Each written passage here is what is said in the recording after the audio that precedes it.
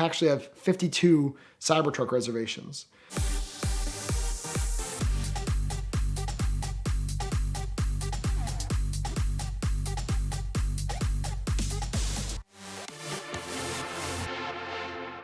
When I was working at Tesla, I had the opportunity to buy a second Tesla at a discounted rate. And that was incredibly rare for Tesla. It was the end of the year in 2018 going into 2019. And they did hey, you can get a premium interior and full self-driving software, basically $10,000 off your $50,000 vehicle if you want to upgrade. And because I already had about 50,000 miles on my first Model 3, I was like, well, that's a great opportunity to get behind a dual motor, something that's better in the snow at pretty much no cost to me. So I bought a second Model 3, and once again, I hadn't yet sold my first Model 3.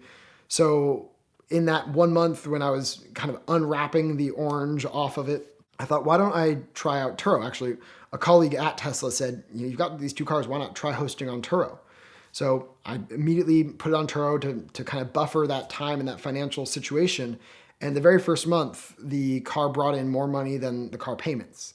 And I wasn't even really trying yet. And so I was like, well, there's definitely some possibility here. And over the next few months, I kind of wanted to start A/B testing. So I bought another Model 3. And so I had two Model 3s on the platform that were priced differently. And the photos were slightly different. And I wanted to see what happens if I tweak this. And I was starting to add extras and learn more about what it was like to rent out Teslas.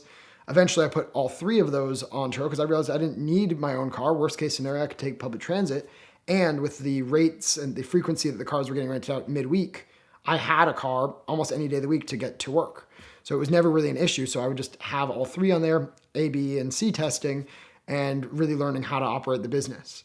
And then at the start of the pandemic, I decided to leave Tesla, traded in that first Model 3 for two Model Ys. So I then had two Model 3s and two Model Ys to really get to know what people are looking for. Are people really looking for SUVs, electric SUVs?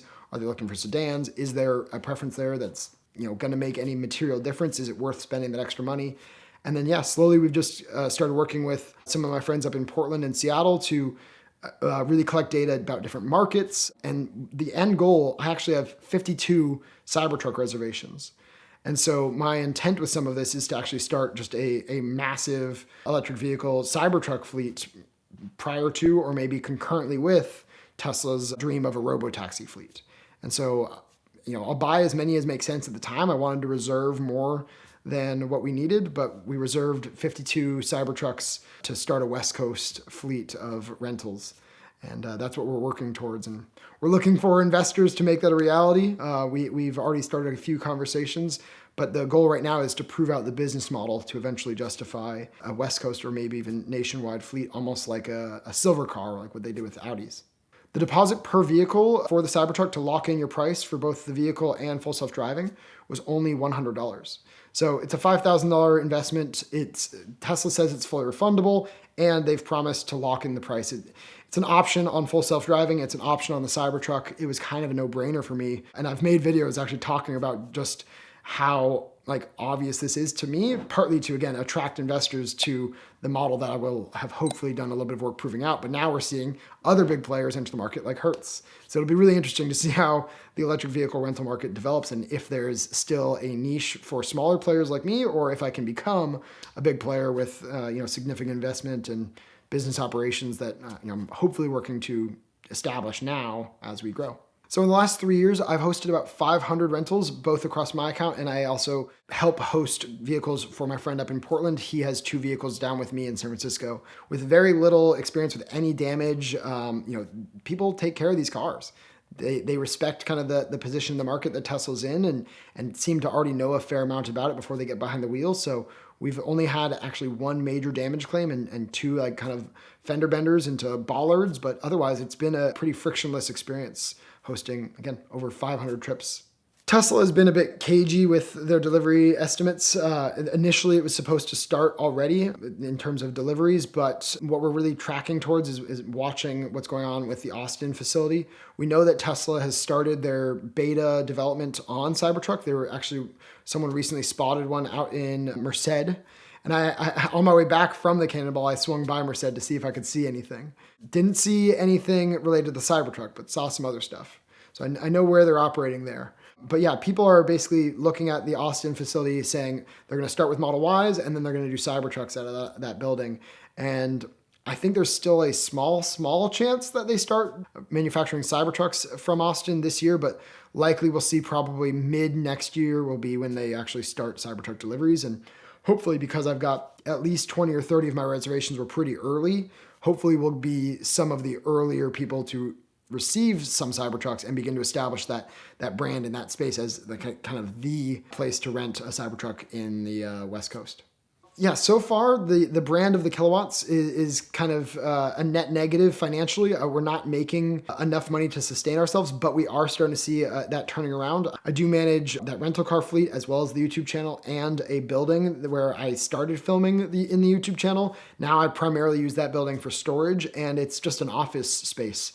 We've got 2 available offices and 5 rented out offices in San Francisco that helps kind of buffer some of my expenses. It's actually just all ex-Tesla people that have their own businesses now. One is a baby rental equipment, basically helping parents access cribs and cradles and whatever else for short-term basis, because that way they don't have to buy it and then sell it or hand it down. And then the other one is a funded startup trying to basically build the ideal RV to tow behind an EV. It'll be a pop-up hard shell. There's some other details I can't get into, but they're a funded startup that is hiring right now, trying to make this a reality in the next couple of years to line up with, the Rivian, the F-150, and the Cybertruck to be the best option for people that want to RV with their EV. Early on, my parents were kind of slow to adopt some of the more forward-looking technologies. But me being me, I slowly convinced them to get in some of the earlier iPhones. Eventually, moved our whole family from PC to Mac, and I think that same thing has kind of played itself over with electric vehicles. They had seen kind of what I had shown them with Apple products and how just that streamlined experience was better, and how when Tesla was coming to the market, my dad was looking to replace his large SUV and didn't really want to go the same way that everyone else had gone, and had already invested in the company of Tesla and thought, maybe this is something. And so we really talked about what should the future look like, and it was clear that that's what Tesla was developing. So we bought one of the early Model S's. We've got VIN 967, so one of the signature red Model S's. And so we've had that now for several years, and he won't part with it. When the Model 3 first came out, I told him, you've got to try this Model 3. At least it has parking sensors. Your old Model S doesn't even have parking sensors. But it charges so much faster. It's much more fun to drive. He's like, I just kind of like my old Model S. Even though it has kind of like toadstool type seats, I like my Model S. And so my mom in 2017, before I got my Model 3, she got a Model S as well. Eventually, selling her company cars when she retired, that was kind of her gift to herself, was buying a Model S as well.